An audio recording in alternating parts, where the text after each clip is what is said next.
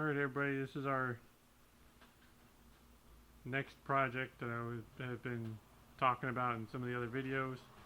This is my 1986 Mustang Coupe, dubbed Gene the Death Machine, based on various internet memes and the fact that it likes to get squirrely.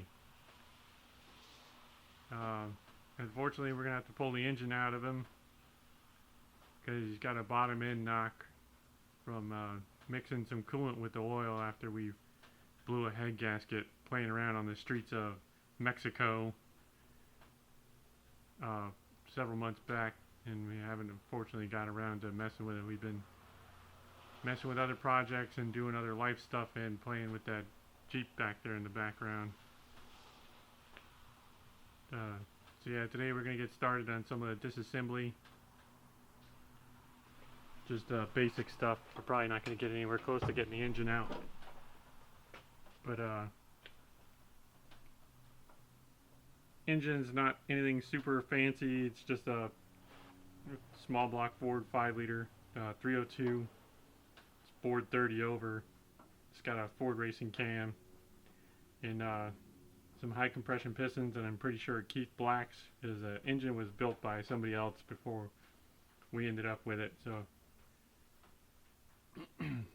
when I built this car, I basically just refreshed it and new gaskets and bearings and stuff. And after we blew a head gasket, I put ARP head studs and some multi-layer steel head gaskets in it. Something a little better that'll hopefully hold the boost, because it's got a dome piston, and as you can see here, it's got a Pro Charger. It's just a P1SC. It's meant for a stock 5-liter, so it only makes about 9 pounds of boost at 6,000 RPMs, I believe what the spec is from Pro Charger on that.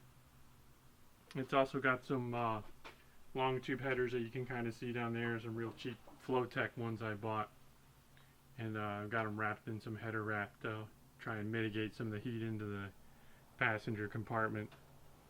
But today we're just pretty much going to start taking some of the stuff apart, like some of the accessory drive stuff, and disconnecting some of the wiring. And I think I'm going to pull off that power steering pump down there. I'm going to leave it hanging in the engine bay so we don't have to dump power steering fluid everywhere, because we're going to leave the power steering pump in the rack in the car is going to stay connected to the knuckles. We're going to drop the engine out the bottom with the cross member, because it's still got the factory cross member in it. And then what we're going to do, so we come over here, got this nice shiny new chromoly lightweight tubular cross member from UPR that we're going to replace it with. That sheds about 30 pounds, I think, off the stock one. That's pretty much it. We're going to get to it. Alright, it's only not been very long. As I say, if you hear some noise in the background, it's sort of raining. Hasn't been too long. Been moving along pretty quick. We got all the wiring, engine harness pulled off and out of the way, and we drained the coolant out of it. It had fresh coolant in it. So you drain that out and disconnected the fuel lines. And as I mentioned before, I unbolted the power steering pump and I got it hanging out of the way here for later. A little later, when we drop the cross member down, we'll let it drop down. Actually, no, sorry, it's going to stay connected to the rack. Excuse me. We still got to disconnect the steering shaft, which you probably can't see back in there. And then we're about to raise the car up so we can take the speedometer cable loose, the clutch cable, because the cable activated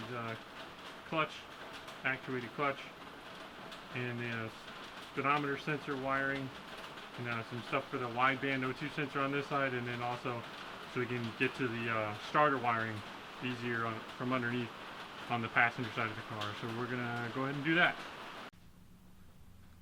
Alright, as you can see, we got some of the wiring here hanging. It's O2 sensor wires, and over here's clutch cable and disconnected all the wiring harness stuff from the transmission, and we also disconnected the power and signal wires from the starter over here and got everything, all that disconnected. And then I have the wideband O2 sensor back there that got disconnected, so it's just about ready to come out of the car. Just gotta have to take the motor mounts loose and the transmission mount, and then undo the drive shaft at the rear axle, and undo just the bolts and stuff for the cross member, and lower ball joints we're going to take loose, and then the lower control arms and the